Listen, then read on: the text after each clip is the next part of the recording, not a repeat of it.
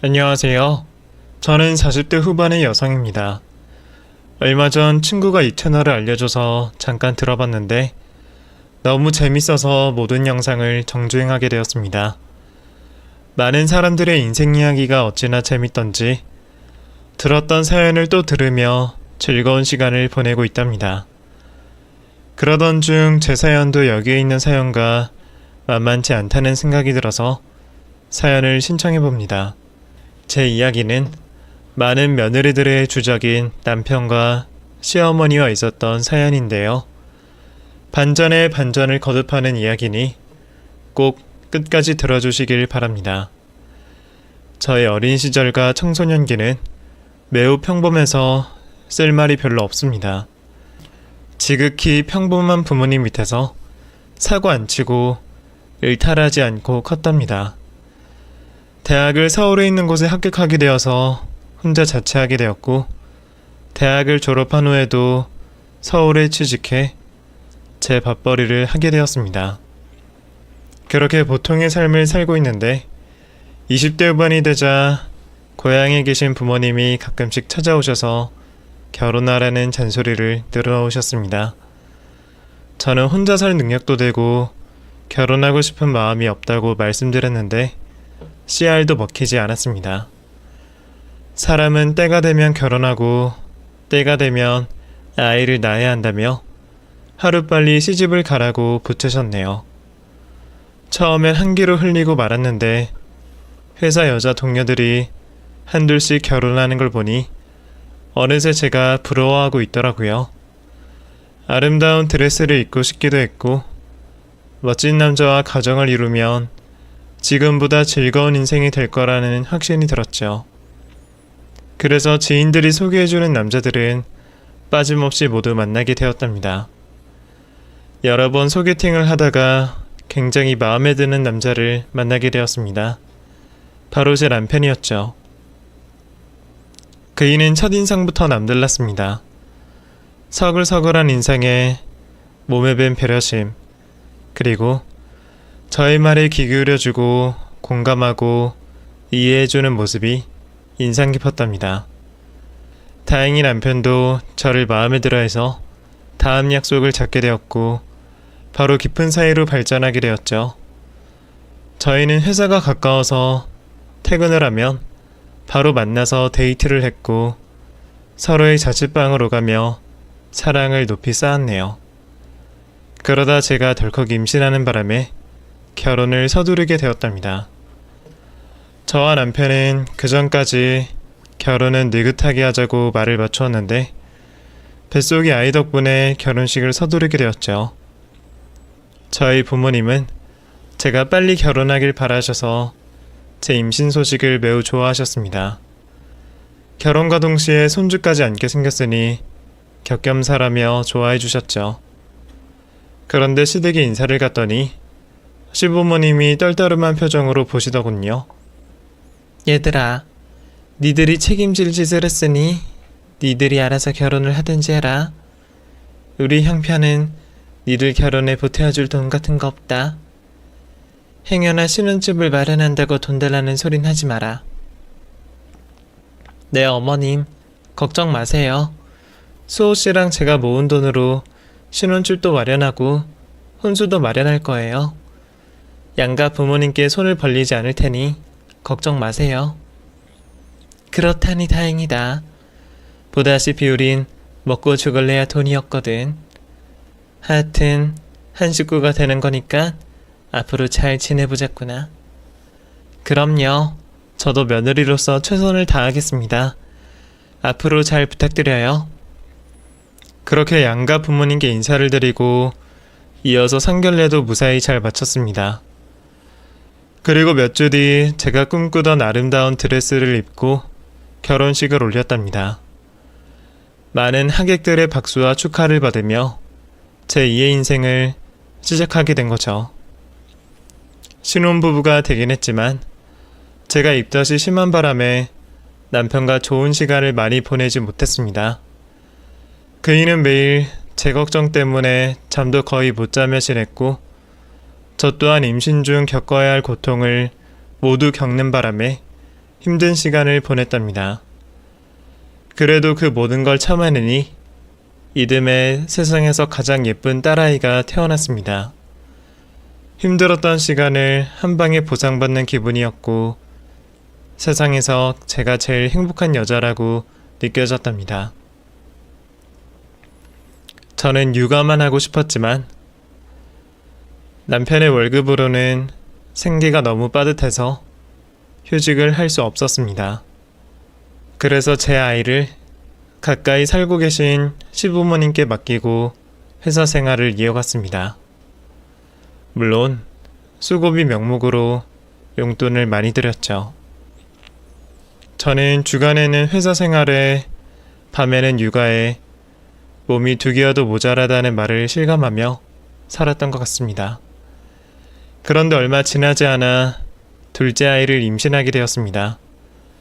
그렇게 바쁜 와중에도 남편과 사랑을 많이 나누었으니 둘째를 갖게 되는 결과를 낳게 되었죠.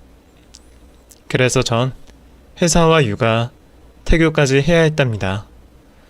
무엇 하나 허투루 하지 않고 온 힘을 다했습니다.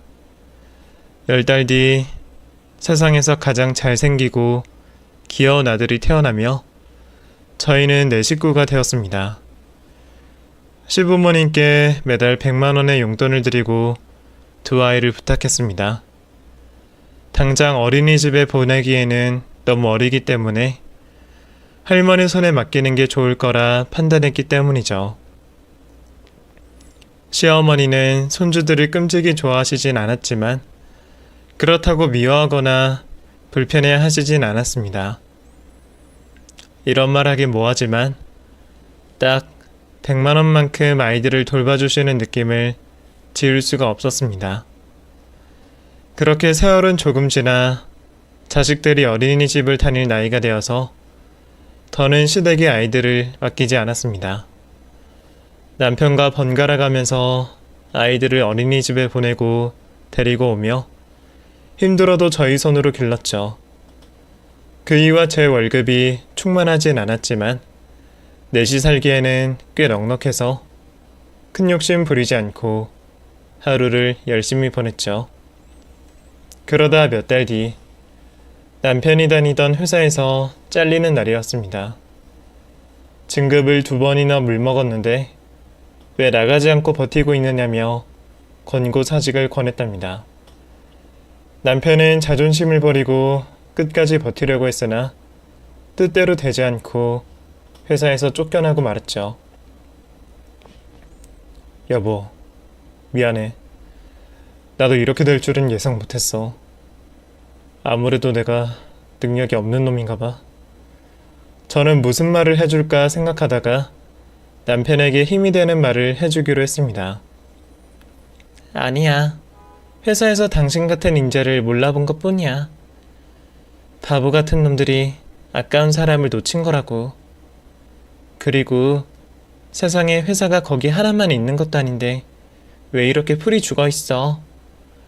다른 데 알아보면 분명 더 좋은 곳에서 연락이 올 거야. 그럴까? 가장이 되어서 이런 꼴을 보여 진심으로 미안해. 당분간은 내가 아이들 케어 다 할 테니까 당신은 회사 일에만 신경 써. 그렇게 남편은 회사를 나와 잠시 가사일과 육아를 담당했습니다. 그이는 집안일에 소질이 있는지 저보다 깨끗하게 청소도 잘하고 음식도 맛있게 잘했답니다. 여보, 당신 알고 보니 주부 9단이었네? 당신 덕에 내가 집에 오면 너무 편해. 그렇다면 다행이네. 그런데 여보, 내가 이력서를 여러 군데 넣었는데 아직 연락 오는 데가 한 군데도 없어. 그래서 당분간 중국집 배달원으로 알바를 할까 해. 아이들이 어린이집에 가 있는 시간 동안 말이야. 남편은 취직이 안 되자 어떻게 해서든 가장 노릇을 하려고 노력했답니다. 그래서 다음날부터 그이는 중국집 배달원으로 6시간씩 일하며 아이들을 돌봐주었습니다. 비록 많은 돈을 벌지 못했지만 열심히 사는 모습을 보고 별다른 잔소리를 하지 않았습니다. 그런데 남편의 일이 자꾸 꼬이려는 건지 이번에는 배달 일을 하다가 넘어지는 사고를 당했습니다. 몸은 크게 다치지 않았는데 중국집 오토바이는 완전히 망가져서 소리가 안 된다고 했죠. 그래서 남편은 중국집에서도 잘려서 다시 백수가 되었답니다. 육아와 살림을 하는 걸 6개월이 넘도록 보니 저도 심적으로 힘들어지더군요. 여보, 당신이 열심히 알아보고 있는 건 알겠는데 6개월이 넘도록 백수로 지내는 건 아닌 것 같아. 이제 그만 직장 좀 다녀야겠어. 나도 알아. 그런데 아무도 불러주지 않는 걸 어떡해. 나도 번듯한 회사 다니면서 우리 식구에게 부끄럽지 않은 가정이 되고 싶다고. 좋은 회사 취직이 안 되면 힘든 직업이라도 알아봐. 뉴스만 봐도 일손이 부족한 공장이나 중소기업이 널렸다고 하잖아. 그러니까 눈높이를 낮춰서 빨리 취직해. 아이들은 이제부터 내가 케어할 테니까 신경 쓰지 말고. 저는 남편을 벼랑 끝으로 몰듯 말해주었습니다. 그러자 남편은 화가 난 채로 방에 들어갔고 며칠 동안 저와 대화를 하지 않았답니다. 그리고 보름 뒤 그이가 정신을 차렸는지 일을 다니기 시작했습니다. 제가 힘든 일이라도 하라고 했더니 막노동을 나가겠다고 하더군요. 일당에게 쏠쏠하니까 당신보다 잘 벌 거야. 그거 너무 힘든 일 아니야? 다른 일도 많은데 하필 막노동을 선택했어? 이왕이면 돈 많이 주는 대로 가는 게 나을 것 같아서. 그래야 당신이 바가지 긁는 소리를 안 할 거 아니야. 뭐? 누가 들으면 내가 허구한 날 잔소리를 한 줄 알겠네? 6개월 동안 참다 한 소리 했더니 그게 그렇게 기분이 나빴어? 남자 자존심을 깔아뭉개는 소리를 하니까 화가 나지. 나도 내가 한심한 거 아는데 당신이 그걸 복귀시키니까 열받은 거라고. 당신 이 집 가장 아니야? 언제까지 그런 알량한 자존심을 내세울 거야? 됐다. 당신한테는 무슨 말을 못하겠다. 그이는 인상을 찌푸리며 더 이상의 대화를 하기 싫다며 방으로 들어가 버렸습니다. 이튿날 이른 새벽에 공사장으로 출근하는 뒷모습을 보는데 인사도 없이 나가서 화가 나기도 했고 불쌍해 보이기도 했습니다. 몇 달 동안 성실하게 일한 남편은 생활비로 많은 돈을 보태주었습니다. 그제야 저는 안도의 한숨이 푹 하고 흘러나왔습니다. 당신 일은 할만해? 힘들지 않아? 이렇게 생활비를 주는 건 고맙긴 한데 지금이라도 월급은 적더라도 안정적인 곳에 취직하는 게 어떨까? 여보. 내가 노가다를 하면서 여러 생각을 해봤는데 아무래도 나 사업을 해보는 게 어떨까 해. 갑자기 사업이라니? 그게 무슨 말이야? 노가다를 뛰면서 알게 됐는데 공사장에 들어가는 자재들이 있잖아. 그거 유통해주는 사장들이 여럿인데 돈을 많이 남겨먹더라고. 그 사장들하고 친해져서 대화 좀 해봤는데 자본이 그렇게 많이 필요한 것도 아니래. 처음 1억 정도만 가지고 시작하면 금세 돈을 불린다잖아. 그리고 생각해봐. 우리나라는 공사가 끝없이 이루어지니까 망할래야 망할 수가 없다고. 어때? 내 생각이? 당신도 동의하지? 여보, 아무리 소자본으로 시작한다 해도 돈이 필요한 건 맞잖아. 우리한테 1억이 어디 있다고 그런 소리를 해. 다른 사람들도 그렇게 남는 장사가 있는 걸 알면서도 다들 자기 자리에서 열심히 일하고 산다고. 또 우리가 지금 돈을 써가면서 사업을 할 형편이 아니라는 건 당신도 알잖아. 그래, 나도 알지. 그런데 멀리 보면 우리 네 식구가 더 잘 살 수 있는 기회라고. 나무를 보지 말고 숲을 보라는 말 몰라? 난 숲을 보고 있는 거라고. 아유, 정말. 당신 말이 맞다고 쳐. 그런데 돈을 어디서 구해? 우리 집은 이미 대출이 껴있어서 추가 대출이 안 된단 말이야. 그래서 말인데, 장인 장모님한테 돈 좀 빌리면 안 될까? 뭐? 우리 부모님한테 돈을 빌리자고? 여보, 우리 부모님은 가진 거 없어. 얼마 안 되는 노후 자금이 전부라고. 왜 그래? 내가 들은 게 있는데. 장인어른 퇴직금하고 주식으로 재미 좀 보셨다며. 1억 정도는 투자하실 형편 되시잖아. 여보, 딱 1억만 빌리도록 하자, 어? 내가 그 돈 6개월, 아니 3개월 안에 다 갚아드릴게. 이자까지 팍팍 쳐서 말이야. 안 돼. 그게 전재산인데 그 돈을 당신 사업자금으로 빌려달라고? 나중에 잘못되면 그땐 어떻게 할 건데? 절대 잘못될 일이 없다니까. 내가 다 알아보고 하는 소리라고 몇 번을 말해.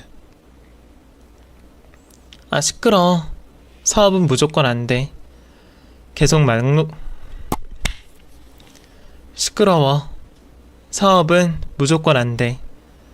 계속 막노동을 하든지 다른 일자리를 알아보든지. 그건 당신이 알아서 할 일이지만 친정 부모님 주머니 털어가는 건 절대 용납 못해.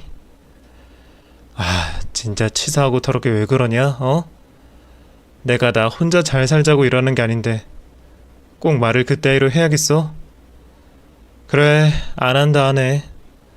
당신한테 더 굽실거리느니 절호의 기회를 눈앞에서 놓치고 말지. 그이는 화를 내고 자리에서 일어났습니다. 그리고 또 며칠 동안 무건수행을 하며 지냈죠. 한동안 남편은 막노동 일을 쉬지 않고 해서 피부가 새까맣게 탄 데다 볼살이 쏙 들어갔습니다. 누가 봐도 고생하는 가장의 표본이라고 해도 될 만큼 열심히 일했답니다. 그런 남편의 모습을 몇 개월 더 지켜보니 그이의 소원을 들어줘야겠다는 쪽으로 마음이 점점 기울어졌습니다. 여보, 요즘 힘들지? 생각해봤는데 당신 사업하는 거 괜찮을 것 같아. 그런데 당신 진짜 자신 있는 거야? 여보, 나 진짜 자신 있어. 백방으로 뛰어다니면서 열심히 할게. 참, 그렇게 하고 싶었냐? 내가 부모님 찾아가서 여쭤볼게. 그렇다고 너무 기대하진 말고. 알겠어. 장인 장모님이 지원해주지 않으시면 과감하게 마음을 접도록 할게. 그래서 주말에 고향을 찾아가 친정 부모님께 아쉬운 소리를 하고 말았습니다. 부모님은 제가 잘 살기 위해 필요한 돈이라며 쉽게 빌려주셨습니다. 이튿날 남편은 바로 막노동 일을 그만두고 저에게 받은 1억으로 중고 트럭을 한 대 사고 건축물 자재를 사서 납품하기 시작했습니다. 그런데 남편의 말처럼 일이 술술 풀리는 덕에 첫 달부터 매출이 좋았답니다. 그이는 어깨가 전보다 쩍 펴졌고 자신감과 자존감이 동시에 올라가서 보기 좋은 모습으로 지내게 되었습니다. 하지만 그런 시간은 정확히 3개월 후에 끝이 나고 말았습니다. 대량의 건축 자재를 주문받게 된 남편은 제가 준 사업 자금을 모두 털어서 자재를 마련해 공사장에 납품을 했습니다. 그런데 며칠 지나지 않아 근 공사장 앞에 공사 중지라는 안내문구가 붙어 있었답니다. 재개발을 하던 중 업자가 돈을 들고 튄 경우에 이런 상황이 많다고 하더라고요. 여하튼 남편은 자재값을 받으려고 여기저기 뛰어다녔는데 다들 책임을 전가하며 돈을 지불하지 않았답니다. 이에 남편은 바로 건설사에 민사소송을 진행했는데 그쪽에서도 자재값을 지불할 책임이 없다며 맞고소를 했답니다. 공사 지원금은 건설사가 내는 것이 아니라 재개발 투자자들이 지급하는 거라며 제 남편의 소송을 짓밟았죠. 결국 계란으로 바위를 깨려다가 만신창이가 되고 말았답니다. 그렇게 망해버린 남편은 집안에서 술을 마시기 시작했습니다. 속이 많이 상한 데다 저와 친정 부모님께 죄송해서 어찌할 바를 모르겠다는 소리를 연신했답니다. 이렇게 소주 먹고 앉아있을 시간에 우리 부모님 돈 갚으려고 일을 해. 언제까지 신세한탄을 하고 있을 거야? 그래, 미안하다. 내가 이렇게 못나서 정말로 미안하다. 그래도 그렇지. 속이 썩어가는 나한테 그렇게까지 보채야겠냐? 그 돈 내가 무슨 일이 있어도 갚을 테니까 입 좀 다물어라. 뭐야? 당신 지금 뭘 잘했다고 나한테 그런 식으로 말해? 한심하게 술이나 퍼먹지 말고 나가서 일하라는 게 틀린 말이야? 제발 정신 좀 차려. 그러자 남편은 자리에서 벌떡 일어나 제 따귀를 날렸습니다. 또 제 머리채를 낚아채는데 방어를 하려 해도 힘이 너무 세서 속수무책으로 당하고 말았죠. 제가 눈물을 흘리자 다시 한번 따귀를 날리더니 이년아, 남자가 일하다 보면 망하기도 하고 실수도 할 수 있는 거지. 왜 닥달을 하고 지랄이야. 꼴 보기 싫으니까 당장 내 눈앞에서 사라져. 라고 심한 욕설을 했답니다. 저는 당장 이혼할 마음을 먹고 집을 나갔습니다. 술에 찌든 남편이 손찌검까지 하니 갈 때까지 갔구나 싶어서 아이들을 데리고 친정부모님 댁으로 찾아갔답니다. 저는 전후 사정을 말하고 남편과 정리를 하고 돌아오겠다고 전하며 아이들을 부탁했습니다. 남편에게 이혼 이야기를 했더니 얼마든지 해주겠다고 하더라고요. 대신 줄 게 하나도 없으니 위자료 따위는 기대하지 말라고 했답니다. 진명이는 제 것이라서 이혼하면 팔아서 챙기면 가능했지만 남편이 빌린 1억은 어떻게 받아내야 할지 미지수였죠. 뭐? 1억 갚으라고? 나 참 더러워서. 알았어. 언제가 됐든 갚을 테니까 당장 나가. 아니, 확실히 정리해야 이혼을 하든지 말든지 하지. 이렇게 나오면 이혼 소송까지 갈 거야. 그렇게까지 머리를 굴리셨구나. 이혼 소송에서 위자료를 왕창 받아내려고? 그럼 너 하고 싶은 대로 해. 나는 파산해버리면 그만이니까. 피곤한 건 너뿐이니까 알아서 해라. 그이는 정말 막무가내였습니다. 위자료를 줄 형편이 안 되니 파산 신청해버리고 말겠다는데 거기서 제가 무슨 말을 더 하겠어요. 그래서 시댁으로 찾아가서 전후 사정을 설명하고 이혼하겠다고 일렀습니다. 어머님, 애들 아빠가 저희 친정부모님 노후자금 1억을 빌려갔어요. 그런데 아시다시피 사업은 쫄딱 망했고요. 그래서 그 돈을 두 분이 해결해 주셨으면 좋겠습니다. 애미야, 내 아들이 혼자 잘 먹고 잘 살려고 사업을 한 것도 아닌데 이제 와서 이혼을 하겠다고? 게다가 그 돈을 우리한테 달라는 게 말이나 되니? 어쩜 너는 이렇게 냉정할 수가 있니? 어머님, 저 애들 아빠한테 맞았어요. 따귀도 맞고 머리채도 잡혔다고요. 진단서 다 끊어놓고 형사고소를 할까 고민 중이라고요. 애미야, 오죽하면 내 아들이 너한테 손찌검을 했겠느냐? 네가 얼마나 잡아먹을 듯이 잔소리를 해댔으면 착한 내 아들이 그런 짓을 했겠어, 모든 건 인과응보야. 네가 남편을 개무시하고 하찮게 여기니 그 꼴을 당한 거라고. 시어머니는 완벽한 남편 편이었습니다. 앞에 있던 시아버지는 아무 말도 하지 않고 텔레비전만 보고 있었네요. 두 분이 계속 저를 무시하고 계시는데 저 정말 그 돈 못 받으면 가만히 있지 않을 겁니다. 애들 아빠 감옥에 넣어버리고 청와대에 편지도 보낼 거라고요. 아이고 무서워라. 그래, 한번 해봐라. 남편이 마누라 몇 대 때렸다고 감옥 가는 게 가능할 것 같니? 그리고 청와대에서 할 일이 그렇게 없는 줄 알아? 네 편지를 읽고 널 도와주면 내 10손가락 안에 장을 지지겠다. 끝까지 배째라고 나오는 시부모님은 아예 저를 병풍 취급을 하고 밥을 차려 먹더군요. 너 거지니? 왜 남의 밥 먹는 걸 구경하고 있어?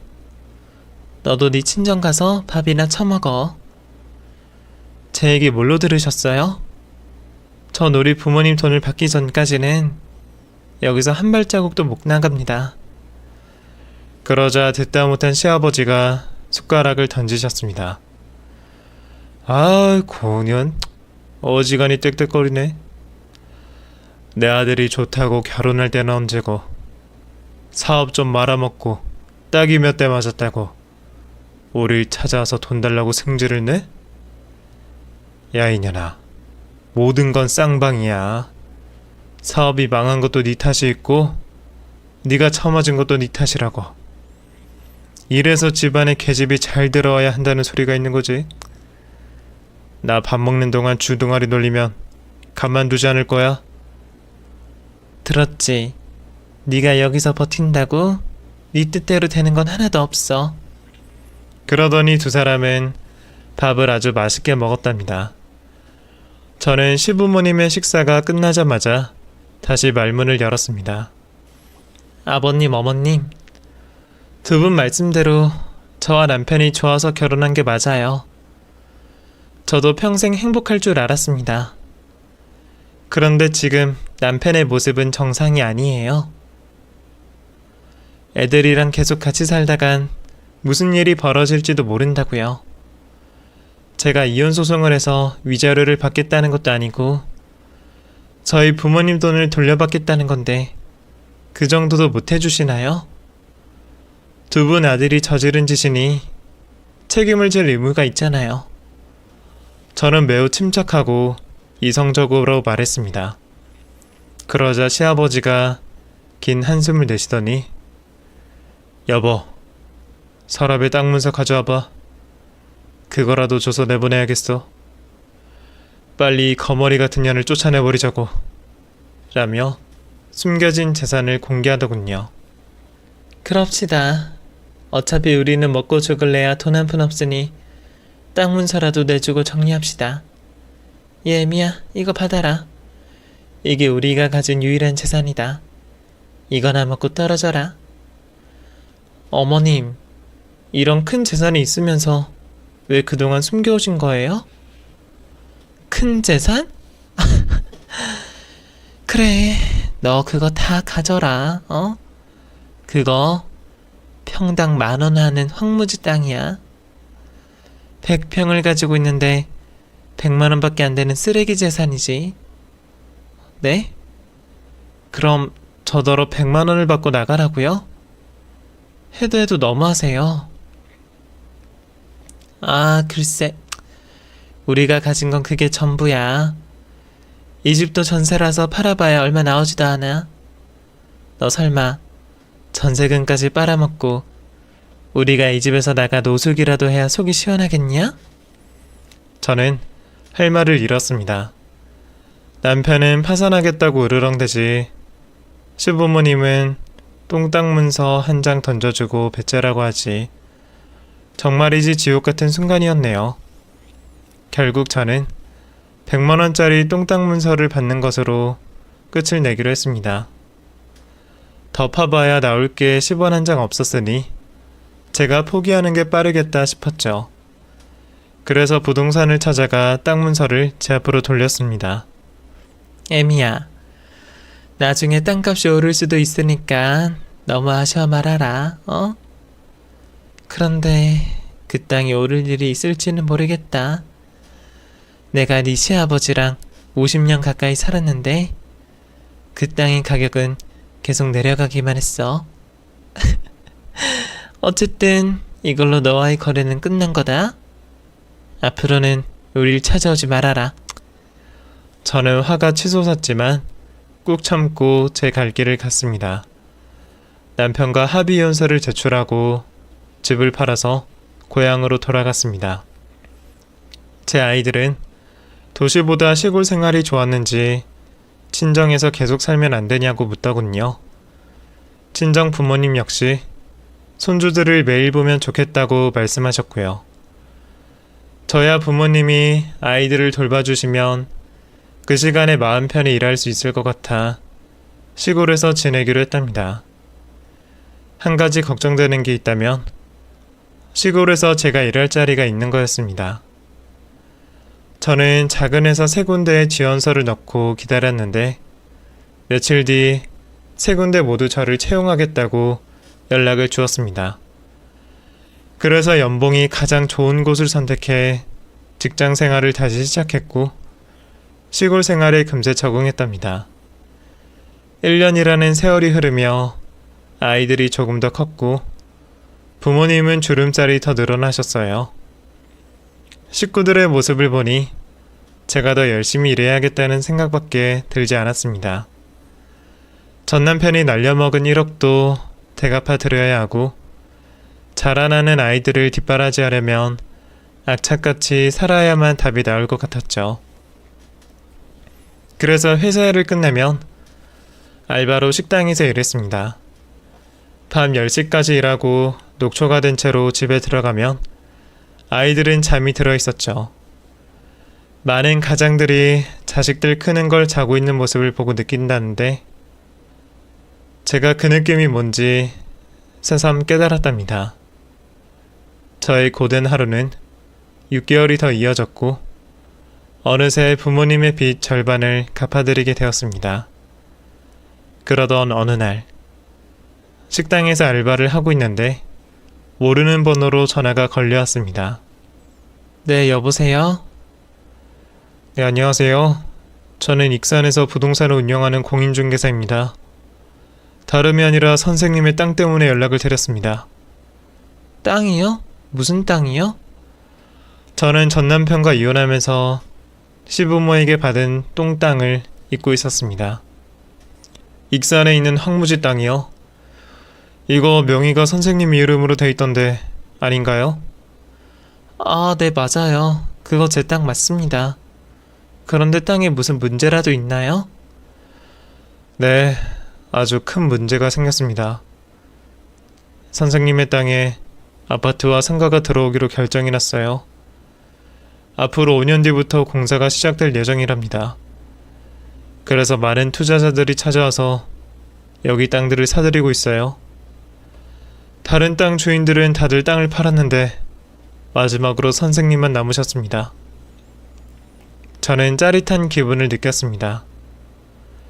뭔가 잘 될 것 같은 예감이 들었죠. 제 땅을 사겠다면 얼마에 산다는 거죠? 평당 2천만 원이요. 선생님이 가지신 땅이 100평이니까 20억을 받으실 수 있겠네요. 이 금액을 주겠다는 투자자가 빠른 계약을 원하고 있어요. 선생님, 조언을 해드리자면 빨리 팔아버리시는 게 이득입니다. 공사라는 게 시작한다고 해도 언제 될지 모르니 땅값이 오르락내리락 할 겁니다. 저는 너무 신이 나서 식당 밖으로 뛰쳐나가 소리를 질렀습니다. 와, 이게 웬 떡이야? 2억도 아닌 20억이라니. 사장님, 정말 제 땅이 20억이 되었다는 거죠? 무려 2,000배가 오른 게 사실이냐고요. 아, 네, 맞습니다. 선생님 축하드려요. 여기 황무지 땅들은 작년까지만 해도 헐값으로 거래가 되었는데 올해 시청에서 공고가 내려오면서 대박이 터졌죠. 선생님, 땅을 파시려면 직접 오셔야 되는데 언제가 좋으시겠습니까? 매입하시겠다는 분은 언제라도 좋으시답니다. 이렇게 좋은 기회를 놓치지 않으려면 내일 당장 가야죠. 어차피 제 집에서 그리 멀지도 않으니까 바로 가겠습니다. 네, 그럼 내일 뵙겠습니다, 선생님. 그리고 다시 한번 축하드립니다. 전화를 끊자마자 다시 캐제를 불렀고 춤까지 절로 나와서 덩실덩실거리며 식당 근처를 한 바퀴 돌았답니다. 그렇게 퇴근을 하고 친정으로 돌아가 부모님께 이 사실을 바로 알려드렸습니다. 그랬더니 부모님은 눈이 휘둥그레지며 말씀하셨습니다. 그게 정말이야? 네 시부모가 넘겨줬던 똥땅이 개발이 된다고? 무려 2,000배가 올랐단 말이니? 그렇다니까 엄마. 자그마치 20억이야. 요즘 로또 1등이 15억 정도 한다는데 로또보다 훨씬 더 대박이 났다고. 우리 딸내미가 이제야 복을 받는구나.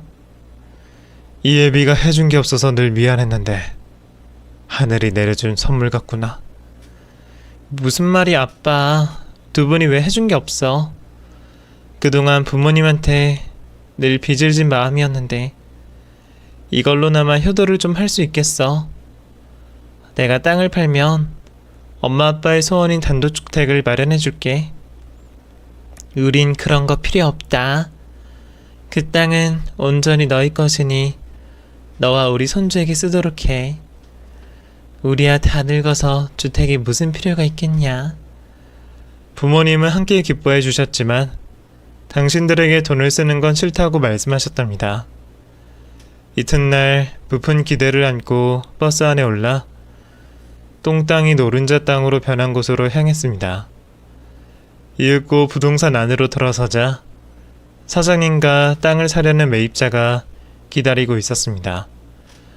저는 여러 설명을 듣고 그 자리에서 20억을 이체받고 땅 명의를 매입자에게 돌려주었습니다. 정말이지 꿈같은 순간이자 제 인생의 최고의 순간이었죠. 땅을 산 분과 악서를 하고 부동산을 함께 나와 똥땅을 함께 구경하며 수다를 떨었습니다. 그런데 저 멀리서 누군가 저희를 향해 달려오더군요. 뭔가 급한 용무가 있는지 걸음을 한 번도 멈추지 않았습니다. 점차 거리가 좁혀지며 세 사람의 얼굴이 또렷이 보였는데 그 인간들은 다름 아닌 전 남편과 전 시부모님이었습니다. 제 앞에 다다른 세 사람은 한참 동안 숨을 고르며 비지땀을 닦고 말문을 열었습니다. 너 우리 땅 팔았니? 그 땅이 20억으로 값이 뛰었다는데 네가 팔아먹었냐고. 그걸 어머님이 어떻게 하셨어요? 설마 제 땅을 도로 빼앗아 가려고 찾아온 거예요? 그러자 부동산 중개인이 땅 주인이 저로 바뀌면서 연락처가 시부와 제 것 2개가 적혀 있어서 저와 시아버지한테 똑같이 소식을 알렸답니다. 그래서 시댁 식구들이 불이 나게 찾아온 거였죠. 네, 이미 팔았어요. 제 땅을 제가 파는데 무슨 문제라도 있어요? 당연히 문제가 있지. 그거 우리 남편 땅이었잖아. 네가 하도 돈을 내놓으라고 협박하는 바람에 어쩔 수 없이 내준 거였어. 그러니까 당장 20억 내놔. 우리 돈을 내놓으란 말이야. 어머님, 다짜고짜 억지를 부리시면 어떡해요? 똥땅이라면서 던져줄 땐 언제고 이제 와서 자기 땅이라고 우기는 게 말이 돼요? 저는 정당하게 우리 부모님의 빚 대신 땅을 받은 거라고요. 얘야, 그럼 이렇게 하자. 우리 아들이 너희 부모님한테 빌린 1억을 제외하고 나머지 19억을 돌려주거라. 그래야 계산이 맞는 거 아니겠어? 아니죠. 어머님이랑 아버님은 저한테 100만원짜리 땅을 1억 대신 주신 거잖아요. 지금 이렇게 따질 거면 그때 1억을 주시지 그랬어요? 여하튼 이미 땅을 팔고 다 끝났으니까 그만 가보세요. 저는 빙그레 웃으며 시댁 식구들을 바라보며 윙크를 해줬습니다. 여보, 엄마 말은 신경 쓰지 마. 그거 당신 돈 맞아. 얼씨구, 당신이 웬일로 맞는 말을 하는 거야? 여보, 우리 말이야. 다 다시 시작하면 안 될까? 재결합하자고. 나 그동안 당신하고 아이들이 죽도록 보고 싶었어. 사실 당신 친정 앞에 몰래 찾아가서 아이들과 당신을 보고 돌아온 적도 많았다고. 당신이? 그럼 우리 친정 주소를 말해봐. 정확히 어디서 나와 아이들을 봤는지도 말해보고. 그게... 갑자기 생각이 안 나네. 하여튼 진짜로 당신과 아이들이 그리웠어. 그러니까 당신이 날 용서하고 재결합하자. 재결합 같은 소리 하고 있네. 우리 친정집이 어딘지도 모르면서 어디서 수작을 부려. 내 땅이 20억이 됐다니까 콩고물이라도 빨아먹으려고 찾아온 걸 내가 모를 것 같아? 야, 이 등신아. 네가 한심하게 산 것까지는 용서하겠는데 나한테 손찌검을 한 건 절대 못 참아. 아직도 난 그때 진단서를 가지고 있다고. 여차하면 고소할 테니까 쓸데없는 소리 짓거리지 말고 네 부모님 모시고 꺼져.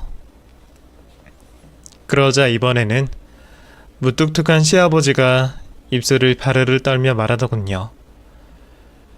우리 며느리 서운한 거 많았지? 응? 내 아들이 너한테 한 짓을 생각하면 나도 화가 난다. 이놈의 자식을 아들이라 낳은 게 천추의 한이라고. 그런데 며느라, 네가 가진 땅이 내가 평생을 가지고 있던 땅이라는 걸 알지? 응? 그래서 하는 말인데, 사람은 말이야, 욕심을 과하게 부려선 안 돼. 원래 주인이었던 나에게 절반은 나눠주면 안 되겠냐? 네, 안 돼요. 세 사람이 아무리 여기서 예언하고 발악해도 전 10원 한 장도 드릴 수 없습니다.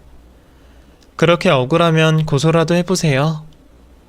제 명의 땅을 아버님 땅이라고 우기면서 판사님한테 애걸복걸 해보라고요. 애미야, 그럼 절반이 아닌 절반의 반, 딱 5억만 주면 안 되겠냐? 너도 알다시피 우리 집안이 엄청 궁핍하잖아. 내 아들놈은 아직도 백수에 술만 처먹고 살고 있어. 게다가 지금 살고 있는 전셋집도 기한이 다 되어 간다고. 오갈 데 없는 노인들한테 봉사한다 생각하고 딱 5억만 베풀어 주거라. 그럼 다시는 네 앞에 나타나지 않으마. 5억을 달라고요? 어머님, 계속 그렇게 거지근성을 부리면 제가 알겠습니다 하고 돈을 드릴 줄 알았어요? 어디서 개풀 뜯어먹는 소리를 하고 있어요. 5억도 많아? 그럼 3억만 주거라. 그것도 안 되면 1억만이라도 줘. 제발 우리한테 아량을 베풀어주면 안 되겠니? 저는 고개를 가로저으며 확실한 의사를 전했습니다. 그러자 세 사람은 제 앞에 무릎까지 꿇으며 구걸했습니다. 여보, 우리 재결합하자. 그게 싫으면 1억만 주라. 며느라, 제비가 그동안 미안했다. 딱 1억이면 만족하고 돌아가마. 애미야, 그 많은 돈을 어디에다 쓰려고 하니? 우리 예정을 생각해서 1억만 부탁하마. 이에 저는 지갑을 꺼내서 5,000원짜리 한 장을 꺼내 던져주었습니다. 여기까지 오시는데 차비 많이 들었을 텐데 그걸로 차비에 보태 쓰세요. 그럼 전 이만 갑니다. 제 말이 끝나기 무섭게 시댁 식구들이 벌떡 일어나 저에게 해코지를 하려고 달려들었습니다.